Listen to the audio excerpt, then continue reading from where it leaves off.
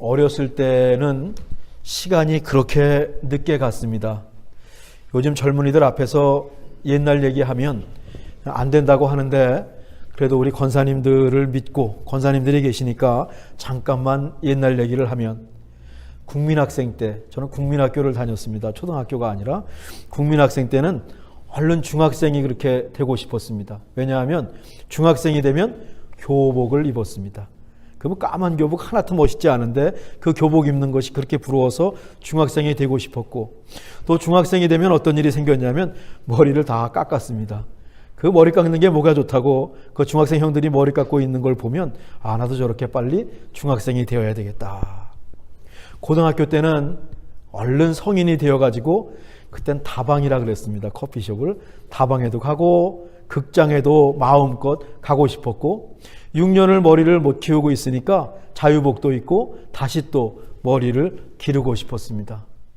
근데 어느 순간부터 이 나이가 먹는 것이 부담이 되기 시작했습니다. 그 분기점이 어딜까 생각을 해보니까 책임감을 느끼는 순간부터 나이가 먹는 것이 부담이 됐던 것 같아요. 내 인생은 이제 내가 책임져야 된다. 또 가정을 갖고 나니까 가족에 대한 책임감도 갖기 시작합니다. 또 직장이나 어느 단체에 속하든지 자신이 맡은 책임이 있습니다. 그 책임감을 다른 말로 하면 짐이죠, 짐. 이 짐이라고 바꿔 말할 수 있는데, 이 어릴 적 꿈에서 깨어나오는 순간은 인생의 짐이 느껴지는 순간. 그때부터는 시간이 좀 늦게 갔으면 좋겠고, 시간이 가는 게 부담이 되고, 나이가 먹을수록 짐이 늘어가는 겁니다. 그때 내가 부모님 밑에 있을 때가 참 좋았지, 학교 다닐 때가 참 좋았지 라는 생각을 합니다. 그러다가 노년으로 접어들면 이제는 우리 권사님들 말씀하시듯이 나이 먹는 것이, 시간이 흐르는 것이 무섭습니다. 세월이 너무 빨리 가는 겁니다. 60부터는 자기 나이의 2배로 간다니까 120마일로 달립니다. 140마일로 달립니다. 160마일로 정신없이 달려갑니다. 그래도 가는 세월을 잡을 수도 없고 오는 세월을 막을 수도 없습니다. 이렇게 우리는 2022년 각자의 자리에서 새해를 맞았습니다. 올해 새해는 호랑이 띠입니다. 이민년 호랑이 띠입니다. 12간지 가운데 호랑이가 가장 멋진 것 같습니다. 저는 그렇습니다. 제가 호랑이 띠거든요. 특히 저 백두산 호랑이의 위용이 여러분 얼마나 멋있습니까? 사나운 짐승들이 울부짖는 소리를 뭐라고 하냐면 포효한다 라고 말을 하는데, 여기에는 사자라든가 호랑이가 딱 어울리는 것 같습니다. 아직 팬데믹이 풀린 것도 아니고 여전히 바이러스가 기승을 부리지만 우리가 하나님을 향해서 손을 번쩍 들었으면 좋겠습니다. 가족과 이웃에게는 손을 넓게 폈으면 좋겠습니다. 그리고 세상을 향해서는 호랑이처럼 자신 있고 멋지게 포효하면서 2020년 새해를 맞기 원합니다. 올해 우리 교회 표어는 새롭게 시작합시다 입니다. 팬데믹이 물러가고 일상의 회복을 기대하면서 새롭게 시작합시다, 뉴 스타트라고 하는 표어를 정했습니다. 아니, 팬데믹이 조금 계속되어도 새롭게 시작하는 것이 맞을 것 같습니다. 팬데믹도 새로운 세상이었고 다시 회복해도 예전과 똑같이 하는 새로운 세상일 테니 우리는 늘 새롭게 시작해야 될 것 같습니다. 올해 주제절은 주보에 있듯이 예레미야 애가 3장 22절을 정했어요. 우리 앞에 뜰 텐데 같이 한번 읽어보실까요? 아침마다 새로우니 주의 성실이 크시도소이다. 올 한 해 이 말씀을 우리가 묵상하고 아침마다 어디 써놓고 매일같이 한번 선포하고 읽고 고백하셨으면 좋겠습니다. 날마다 새로운 아침을 맞을 수 있기를 바라는 마음에서 애가 말씀을 택했습니다. 매일 아침마다 성실하신 주님, 변함없으신 주님, 끝까지 나를 사랑하시고 나를 인도하시고 책임지시는 그 주님과 함께 시작하기를 바라면서 아침마다 새로우니 주의 성실이 크시도소이다. 우리 이제 앞으로 한 달 동안은 예레미야 애가를 통해서 올해교 표어를 생각해 보겠습니다. 예레미야 애가는 애가라는 것입니다. 레멘트라는 것입니다. 슬픔의 노래입니다. 아직은 마음껏 우리가 기뻐할 수 없잖아요. 세상이 이렇게 회복되지는 않았으니까 그래서 제가 애가 말씀을 정했는데, 이 예레미야 애가도 예레미야서와 마찬가지로 그 한가운데, 예레미야 한가운데 무슨 말씀이 있는가 하면 소망의 말씀이 들어있습니다. 우리는 앞으로 한 달 동안 요 예레미야 한가운데 들어있는 소망의 말씀을 살펴보게 될 것입니다. 작년에 우리가 예레미야서를 살펴봤고 하박국서를 살펴보았습니다. 이제 연결이 되니까 설교를 준비하기가 제가 얼마나 쉬운지 모릅니다. 예루살렘이, 이스라엘이 하나님을 떠났다라고 했습니다. 하나님을 거역하고 배반했습니다. 하나님께 돌아오지 않았습니다. 하나님이 아주 심하게 노하셔서 아주 화를 크게 내시면서 바벨론이라고 하는 제국을 동원해서 예루살렘을 무너뜨리셨습니다. 이 실제로 애가서에는 하나님에게 벌을 받아서 어려움이 왔다. 우리가 하나님께 잘못했기 때문에 그에 대한 벌을 받아서 지금 어려움이 왔다. 라는 고백이 애가서에 들어 있습니다. 오늘 본문 앞부분인데 예레미야 애가 3장 1절과 6절을 제가 한번 천천히 읽어보겠습니다. 여호와의 분노의 매로 말미암아 고난당하는 자가 나로다. 여기 나라고 하는 것은 집단적인 아이를 가리키는 이스라엘을 가리키는 말이기도 합니다. 나를 이끌어 어둠 안에서 걸어가게 하시고 비단에서 걸어가지 못하게 하셨으며, 하나님이 이렇게 벌을 주셨다는 것이죠. 종일토록 손을 들어 자주 나를 치시는도다. 나의 살과 가죽을 쇠하게 하시며 나의 뼈들을 꺾으셨고 고통과 수고를 쌓아 나를 애우셨으며 나를 어둠 속에 살게 하시기를 죽은 지 오랜 자같이 하셨도다. 심한 경우는 하나님이 활을 꺼내서 자신을 관역 삼아서 하나님이 활을 쏘셨다. 그 정도로 아프고 그 정도로 힘든 상황입니다. 사방을 막으셔서 꼼짝달싹 못하게 하셨다. 사람들에게 조롱거리가 되게 하시고 노랫거리가 되게 하셨습니다. 라고 말을 합니다. 하나님을 떠난 이스라엘 백성에게 내린 하나님의 벌이요 하나님의 심판입니다. 구약의 하나님은 종종 죄에 대한 대가를 치르게 하십니다. 그래 구약의 하나님이 조금 멀게 느껴지고 힘들게 느껴지는 이유이기도 합니다. 하여튼 구약에 큰 그림이 있다면 죄를 지었으면 벌을 받아야 한다라고 하는 인과응보입니다. 예레미야 애가도 이 구약의 큰 흐름에 서 있습니다. 벌써 작년이 되었지만 우리 아침마다 읽었던 욥기는 이런 구약의 큰 흐름에서 약간 비껴 있습니다. 죄가 없이도 고난이 찾아오더라 라고 하는 말씀입니다. 욥처럼 의인에게도 고난이 찾아올 수 있다라는 것이 욥기였습니다. 물론 하나님의 의도가 있지만 우리가 그 뜻을 알지 못하기 때문에 낮에 찾아 들어오는, 낮에 날아드는 화살처럼 맥락 없는 고난이 찾아올 수 있다.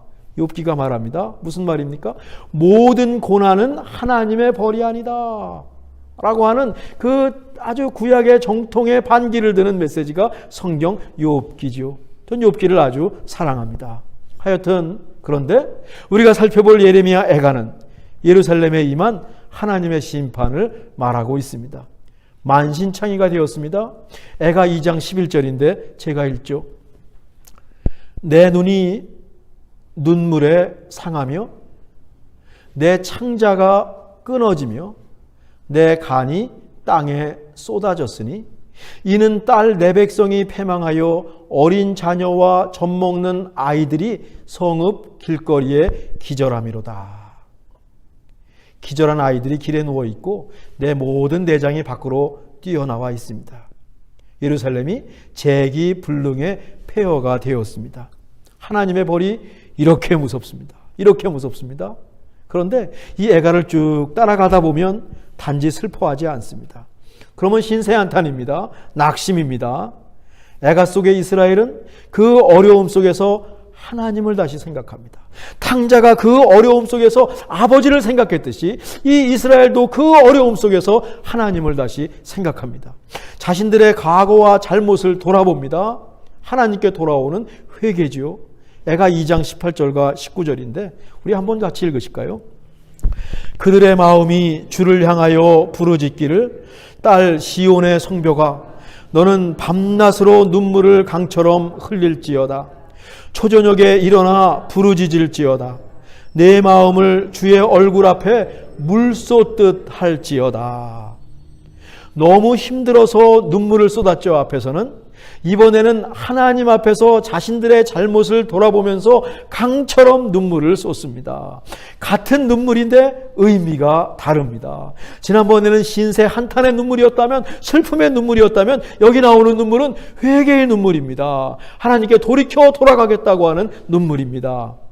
초저녁에도 일어나서 부르짖고 주님 얼굴 앞에 물 쏟는 눈물을 흘리고 있습니다. 살려주십시오, 하나님. 잘못했습니다. 회개의 외침과 눈물이었을 것입니다. 이렇게 하나님께 돌아옵니다. 그런데 무작정 회개하는 것이 아닙니다. 대충 회개하는 것도 아닙니다. 무엇을 잘못했는지 자기 반성, self reflection, 이 시간을 갖습니다. 하나님 앞에서 내가 무엇을 잘못했는지 샅샅이 살핍니다. 3장 40절인데 제가 읽죠. 우리가 스스로 우리의 행위를 조사하고 여호와께로 돌아가자. 그냥 돌아오는 게 아닙니다. 우리의 행위를 다 조사하고 낱낱이 살피고 내가 잘못한 것이 무엇인지 낱낱이 조사하고 하는 자기 성찰이죠. 그래야 올바로 회개할 수 있습니다. 아마 우리도 비슷할 겁니다. 왜 내가 이렇게 변하지 않을까? 대충 넘어가서 그렇지 않을까요? 샅샅이 살피지 않아서 그렇지 않을까요? 우리는 하루에도 얼마나 자주 하나님을 등집니까? 하나님 백성으로 해서는 안 되는 일을 참 많이 하죠. 남 미워합니다. 시기합니다. 질투합니다.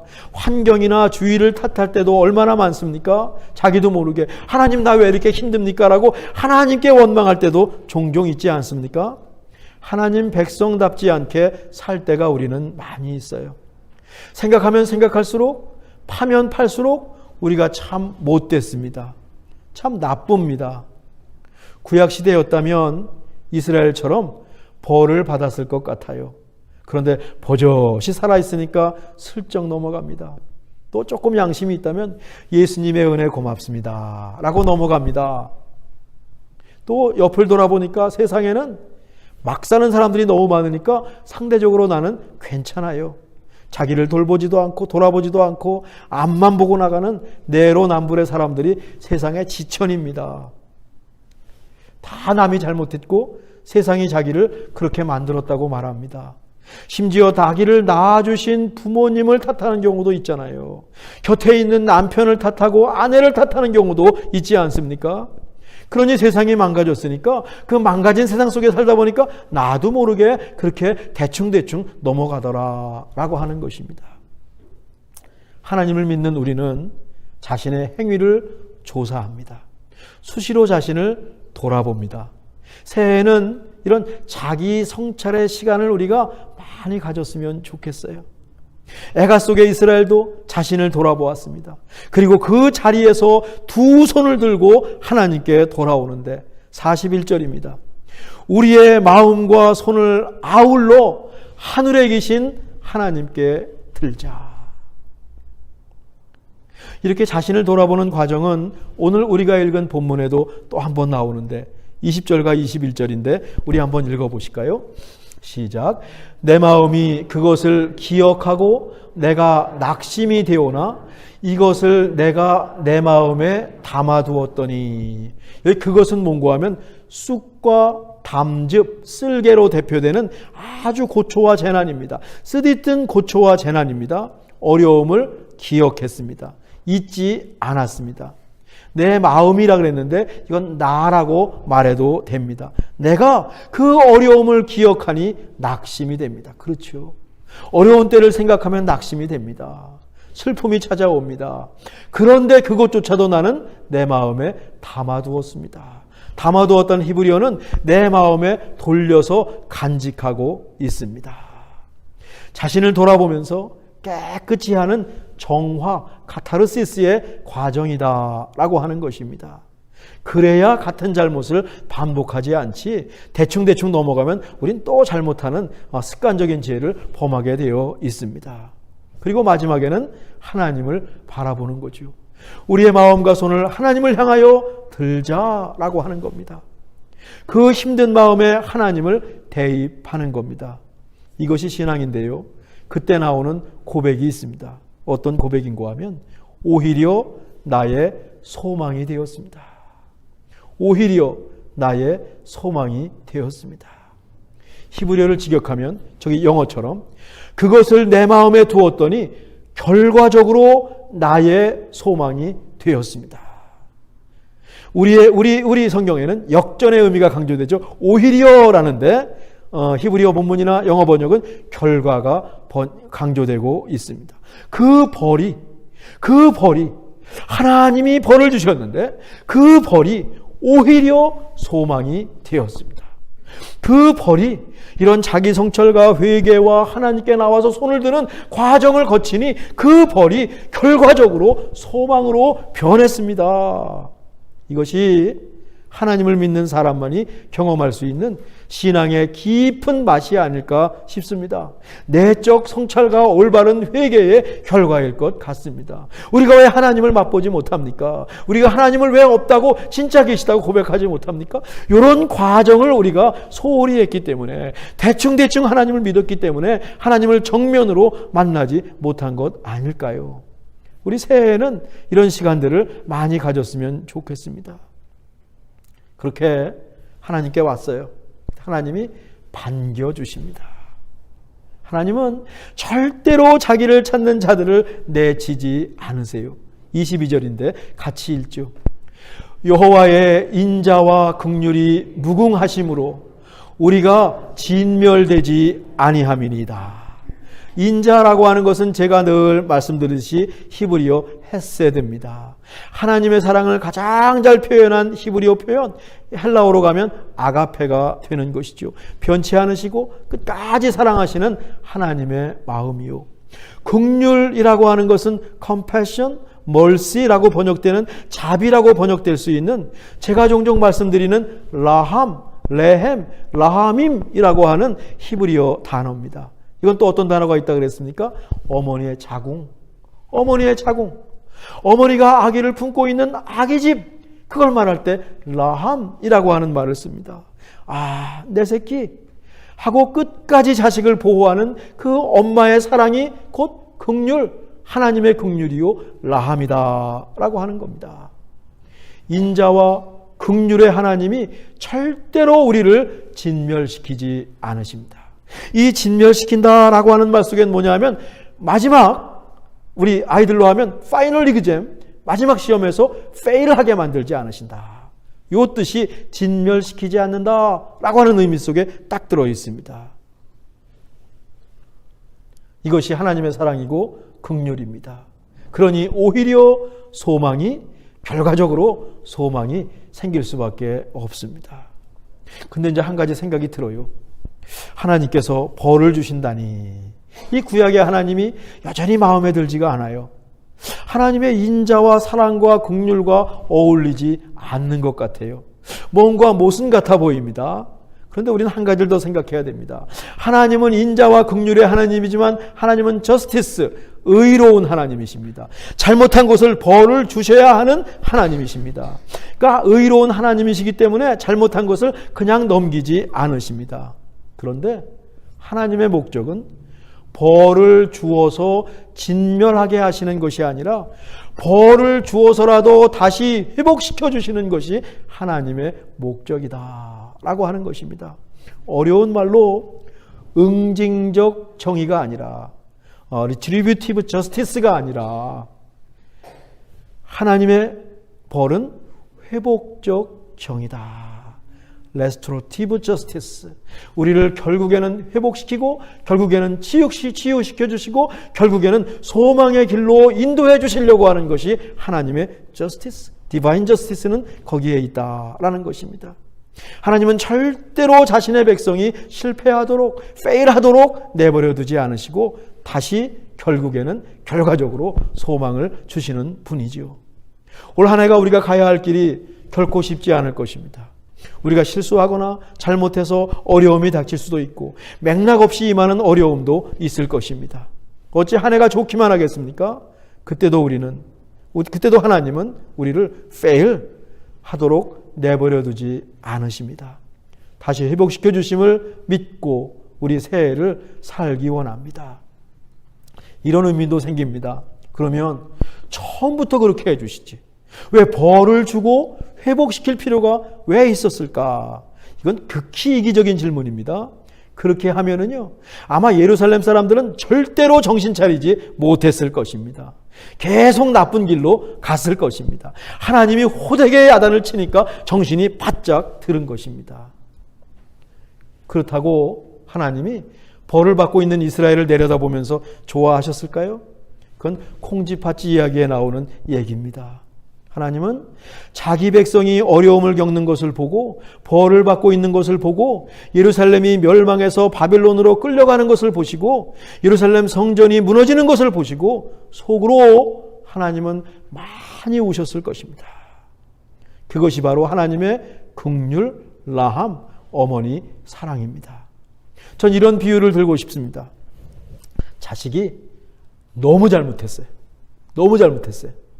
이건 좋은 말로 타이를 정도의 잘못이 아닙니다. 그래서 부모가 정말 호되게, 미국에서는 안 되지만 회초리를 자식 종아리에다가 댔습니다.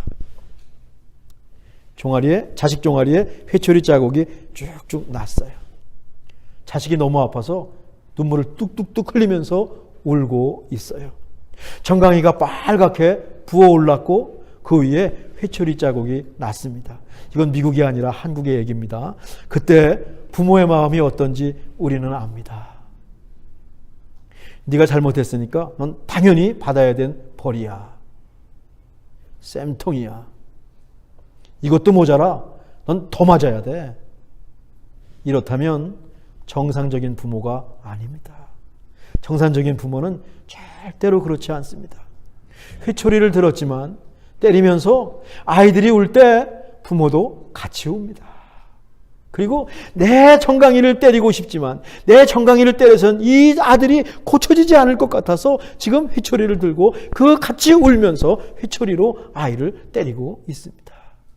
그때 자식이 잘못했다고, 오빠 잘못했어요, 아빠 잘못했어요, 다시는 그렇지 않을게요, 울면서 부모 품으로 막 달려듭니다. 그런 부모는 어떻습니까? 자식이 잘못해서 회초리를 들었다는 사실은 까맣게 잊어버리고 자식 정강이를 치료해 주는데 바쁩니다. 아파하는 자식의 모습이 너무 안 된 겁니다. 미안한 마음이 드는 겁니다. 이것이 바로 히브리어 라함입니다. 하나님이 벌을 줄 때는 다 잊어버리고 이스라엘이 너무 힘들어하니까 이스라엘 고쳐주려고 지금 하나님이 안달이 났습니다. 이것이 하나님의 긍휼, 우리를 향하신 하나님의 마음입니다. 이스라엘을 향하셨던, 그리고 지금 우리를 향한 하나님의 긍휼하심이지요. 이스라엘이 고난받고 있는 것이 너무 안타까우세요. 게다가 하나님 잘못했다고 회개하지 않습니까? 그러니 이스라엘을 받아주시고 안아주시고 다시 회복시켜 주시는 겁니다. 이것이 하나님의 회복적 정의입니다. 이것을 경험하니 오히려 결과적으로 소망이 생긴 것이죠. 새롭게 시작합시다. 한 해를 시작하고 있습니다. 우리의 삶이 어떠하든지 결국에는 하나님 안에서 소망을 발견하고 소망을 살기를 간절히 바랍니다. 우리 자신을 돌아보니 낙심되고 힘들고 불안하지만 그 순간 하나님께 나와서 하나님 품에 안기는 겁니다. 낙심되고 불안하고 두려운 그 지점에 하나님을 대입하는 겁니다. 하나님을 향한 믿음을 대입하는 겁니다. 하나님의 우리를 향한 사랑을 대입하는 겁니다. 한 해 동안 순간순간 우리 자신을 돌아보는 자성의 시간을 꼭 가집시다. 그렇지만 그 끝에는 오히려 소망이 있기를 원합니다. 하나님의 인자와 긍휼 우리가 맛보기 원합니다. 맛보기 원합니다. 경험하기 원합니다. 하나님이 얼마나 우리를 사랑하셨는지, 우리를 얼마나 사랑하시는지 올 한 해 충분히 맛보는 저와 여러분 되기를 간절히 원합니다. 기도하겠습니다. 하나님, 2022년 새해가 밝았습니다.